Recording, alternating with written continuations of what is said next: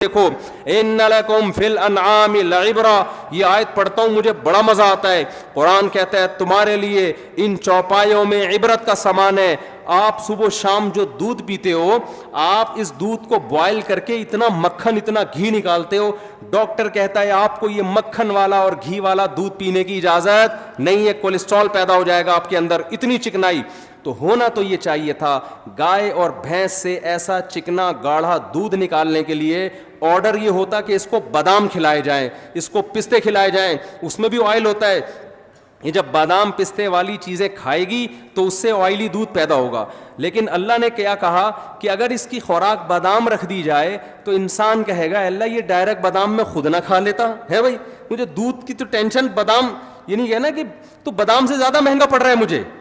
اللہ نے کیا کہا ایسی مشین پیدا کروں گا، ایسی مشین ایسی مشین جس کو سوکھا چارہ کھلاؤ گے، اس سوکھے چارے کو کسی بھی لیب میں آپ لے جائیں، رگڑ کے دیکھیں، فرانس کے جاپان کے سائنسدانوں کے پاس لے جائیں کہ اس گھاس کو رگڑ رگڑ کے اس میں چکنائی اور تیل کا ایک قطرہ نکال کے دکھا دو.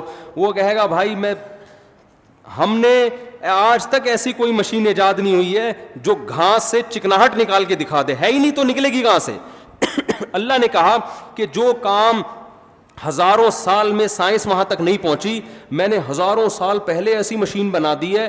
ان لکم فی الانعام لعبرہ نسقیکم مما فی بطونہ من بین فرث ودم، کہ تم اس کو سوکھا چارہ کھلاؤ گے جس میں نہ تیل کا قطرہ نہ کوئی چکناہٹ. یہ سوکھا چارہ اس کے پیٹ میں جائے گا اور پھر 3 چیزیں اس سے اس کے پیٹ میں بنیں گی. وہ 3 چیزیں کیا ہیں؟ ہم جب کوئی مشینری تیار کرتے ہیں پاور الگ سے دینی پڑتی ہے، KESC والے وہ ہمیں وہ پاور دینے نہیں دیتے. اسی وجہ سے ہماری مشینیں کیا ہو جاتی ہیں، صرف KESC والوں کی مشینیں چل رہی ہوتی ہیں اور کسی کی مشین پاکستان میں کم از کم نہیں چلتی. تو اللہ نے کہا کہ اگر میں یہ بھینس کی پاور جو ہے نا، یہ الیکٹرکسٹی والوں، یہ جو الیکٹرک والوں کے حوالے کر دوں گا تو ان کی بھینسیں بھی لوڈ شیڈنگ کا شکار ہو جائیں گی اور ان کا دودھ کیا ہو جائے گا، بولو نا، بند.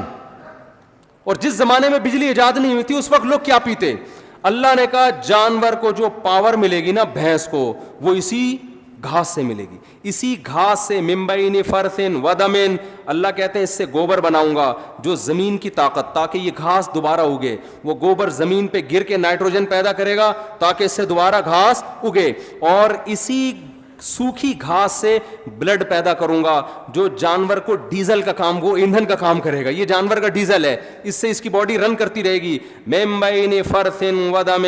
اللہ کہتے ہیں سورہ انعام میں جس فیکٹری میں گوبر تیار ہو رہا ہے سوکھے چارے سے، جس فیکٹری میں سوکھے چارے سے خون تیار ہو رہا ہے، اسی فیکٹری میں خون اور گوبر سے بچاتے ہوئے لبنا خالصا سائغا للشاربین،